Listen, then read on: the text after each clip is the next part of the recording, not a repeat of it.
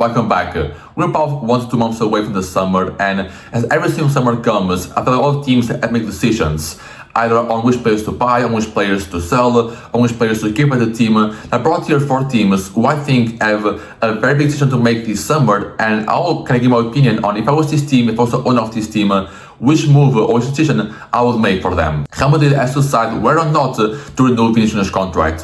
This will be the second straight season that we see Mbappe and Vinicius Junior not win a single trophy together. Obviously, La Liga is still open for them to win.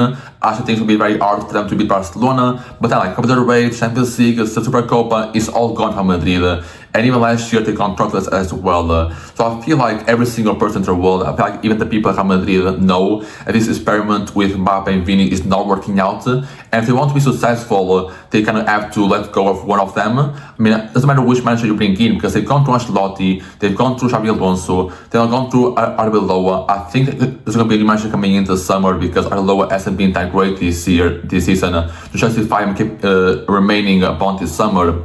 So even if that fourth manager comes in, wherever that is, I don't think he's able to come into this team and make this team work. So I feel like for Real Madrid to continue being a winning football team, they want to be successful, they want to not allow Barcelona to truly be the dominator of Spain for this decade, they have to let go of one of their main minds, either Mbappe or Vinicius Junior.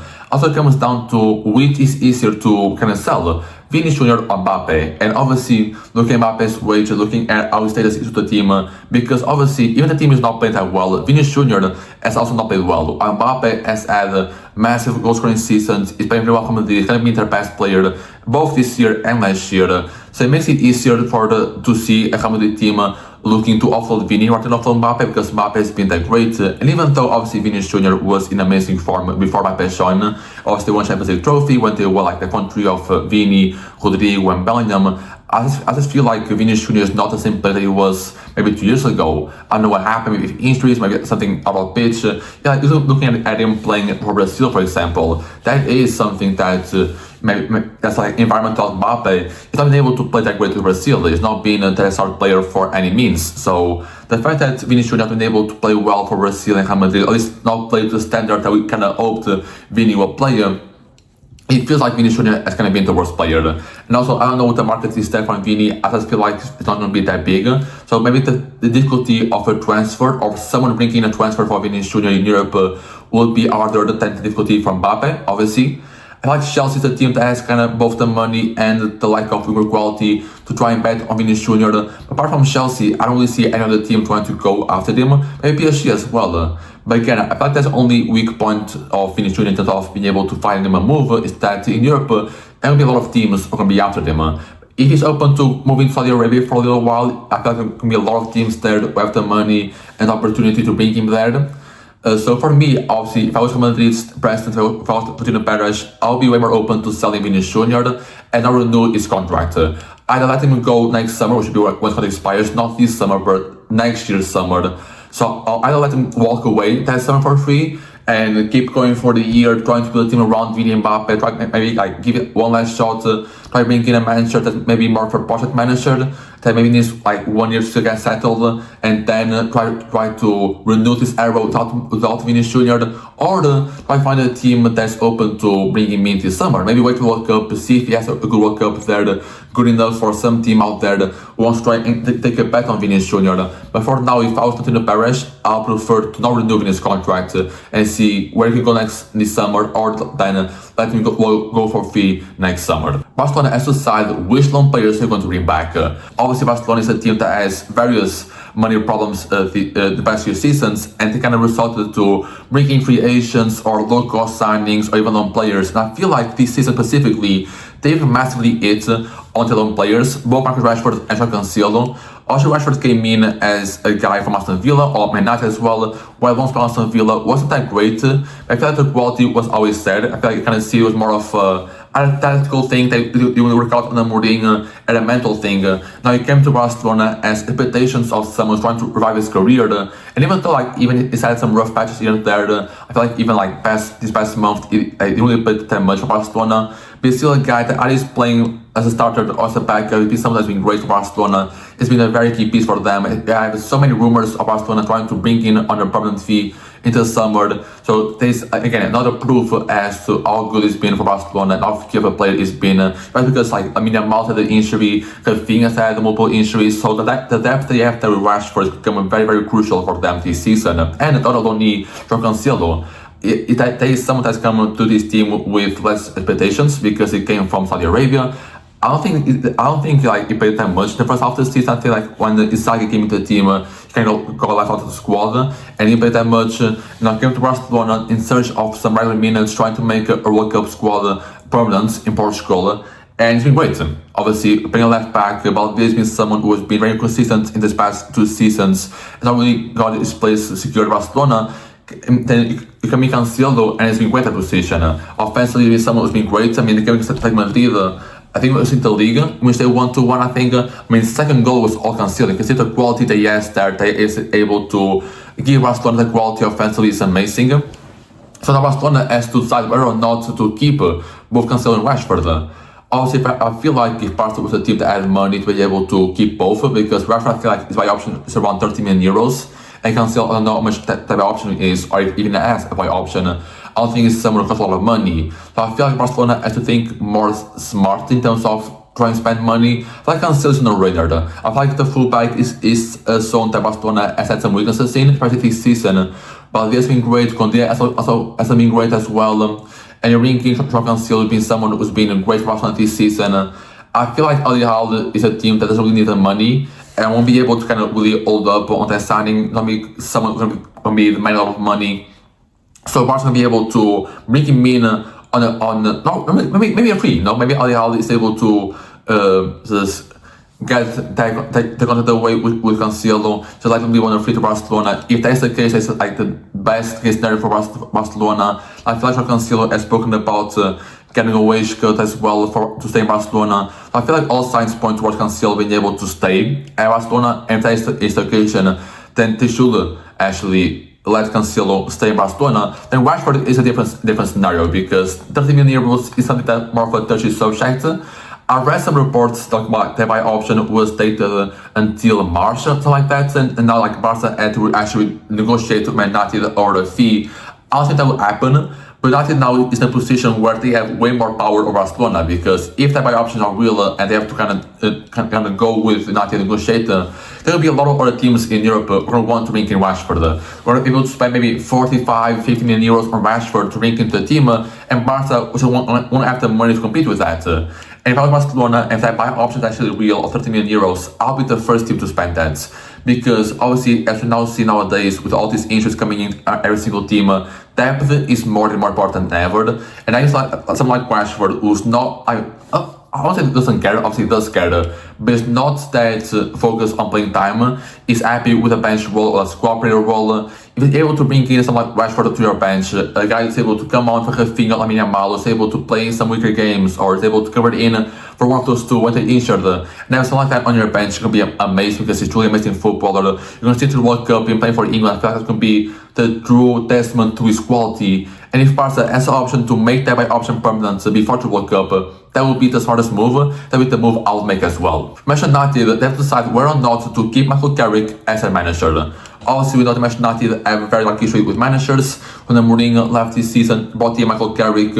Obviously, question marks about Michael Carrick experience, that as a manager for quite a while. But now he's now gone to United, and I want to say that he did a great job. But he's done a great job where now see Man United, I think, in third place or fourth, I think in third place.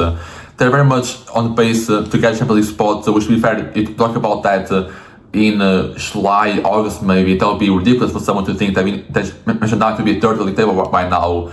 And I do think that some part of that comes from the Mourinho, because when he left, I think they were 5th place in the league. Also comes with the fact that they have no European football to play for, so again, way much space for them to play and rest. Still, I feel like even watching United successful under Carrick, I don't feel like Michael Carrick is yet taken off a manager to save United. Obviously, they have some good results here and there. I mean, they won against Chelsea this weekend. Even that game, it wasn't really that great of a game. They won with the best team that game. It wasn't really a big performance for them to show how good they are in football. I mean, obviously they've had some results and they've had some rough stretches here and there. I mean, like 3 winless games as well with Carrick on the helm. and it's not been someone who provides you so much confidence when they have the ball or when they're playing football. Obviously, it's better than what Mourinho has done, and what is not really a low high standard. That's still great to see.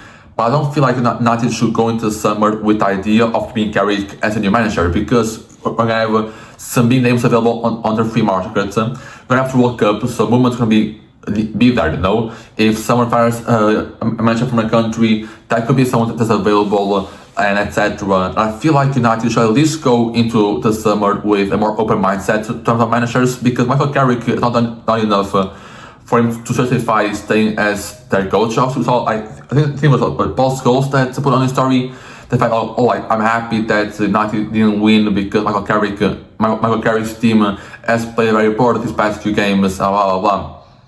I mean, obviously, I feel that's bullshit, but still, it's a testament to Carrick's team not being that great this season, and the fact that even though they've been getting results here and there, it's not like they've been this great team all around, they've been playing some better football. Obviously, they have Bruno Fernandes, who's been playing, having maybe his best season ever at a United shirt, but still, I don't feel like Michael Carrick as like this team to be playing amazing football. It's not giving you full optimism of a team that's going to be going next year and playing amazing football, because I mean the teams around them, or behind them, the table, are not really great teams. Chelsea not a great team. There have been so many doubts over them with their manager. Unstopped Liverpool as well, same case scenario.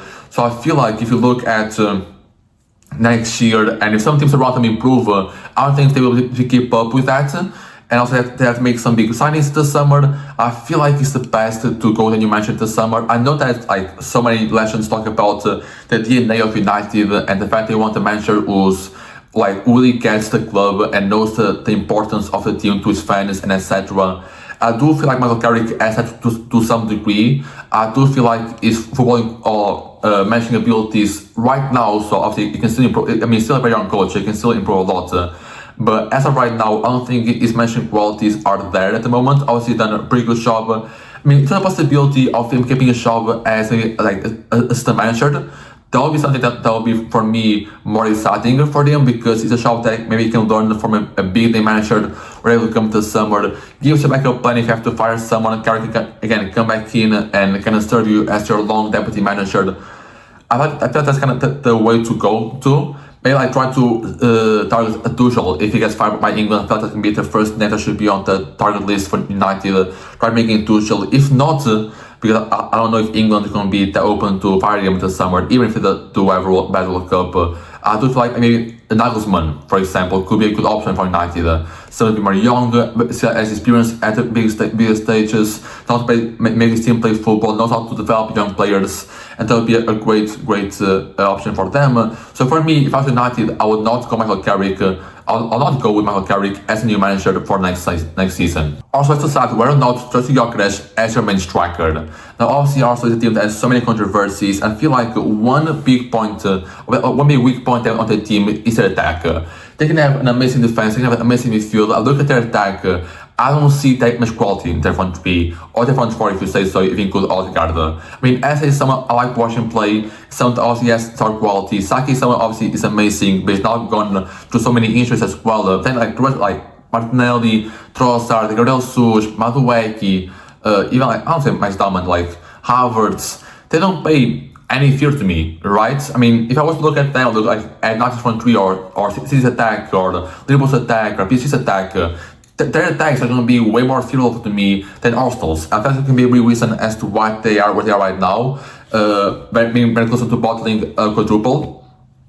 And I feel like a big question that we see Arsenal fans take into the summer is whether or not they trust Gyökeres to beat them at number 9. Obviously, we know that he came in with this big money signing, and he's rapidly become a flop in a lot of people's eyes. Even so, like the numbers can success having a pretty good year, especially for a first-year player in Premier League. He's had like 17 goals all competitions, and that is the top scorer for Arsenal. So no one, I don't think even anyone comes close. I think maybe Martinelli comes close because of Champions League goals. Like Inter Prem, like is a far cry away. And like this Arsenal team is a team that relies mostly on side pieces and corners to score goals, because offensively they don't have the quality enough there to score a lot of goals every single week. And Gyökeres maybe as a striker is not something helping with that. It's someone like maybe even Sibility technically has kind of gone down a little bit or kind of be more exposed this season. Yeah, like physically someone has been losing a lot of duels this season than compared to what he did in Portugal last year. So many things to point towards Gyökeres. Again, I feel like still recording like 17 goals is still a very good achievement. But again, I mean, I watch Arsenal play. I don't see Gyökeres have a big one that team. Maybe if you brought in someone different than him, someone who's a bit more mobile, or maybe even more of a class number 9 who's able to go into the box and be able to add balls in, being able to strike the ball in the box and score the goal, that would be amazing. So maybe, I mean, also I'm still a bit skeptical about this because I like Gyökeres is maybe one of the favorite players I've ever watched at my team, Sporting, and I know that maybe his quality, or at least Arsenal's team and Arteta has not been able to kind of get the best of Gyökeres because he plays a different system, he plays by a different setup than what Arsenal does right now. So I do feel like Arsenal should at least not sell Gyökeres and try to see if they can make him the best possible striker they can next season. Try to find a way to build around, not really build around because that sounds very bad, but like try to find a system that both benefits their current players, also benefits Gyökeres. And try to emphasize on the way of getting to him ball because like Arsenal as well is a team that hates risky passes. You see, also like it says like a pass that you have that's sure to make and a 50-50 pass that's able to make a player go through alone to the opponent's goal. They will almost every single time make a safe pass, start trying to take a risk and lose the ball, start trying to score the goal.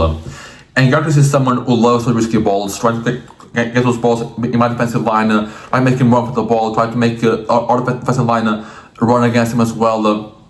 But that also not been open to getting those balls in for them, also be a big reason as to why it's been not really successful and Arsenal. So I feel like the biggest part of this is also trying to play better and try to be more risky in order to suit Gyökeres and try to get the best out of Gyökeres.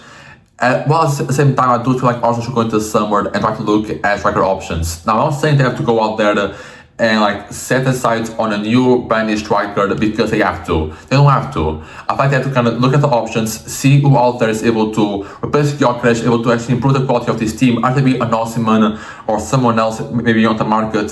But in the case that there's not someone open in the summer, that's better than Gyökeres, at least gives a good shot as a backup striker. Also should spend money on him because if everything goes as they are and also actually bottle the quadruple, they're gonna have to make some big signings in the summer, especially on wingers. So I don't want them to spend some money on a needed striker or second striker for them to try and play Gyökeres when the fact that why Gyökeres hasn't been able to play the best is because their team is not playing accordingly to Gyökeres.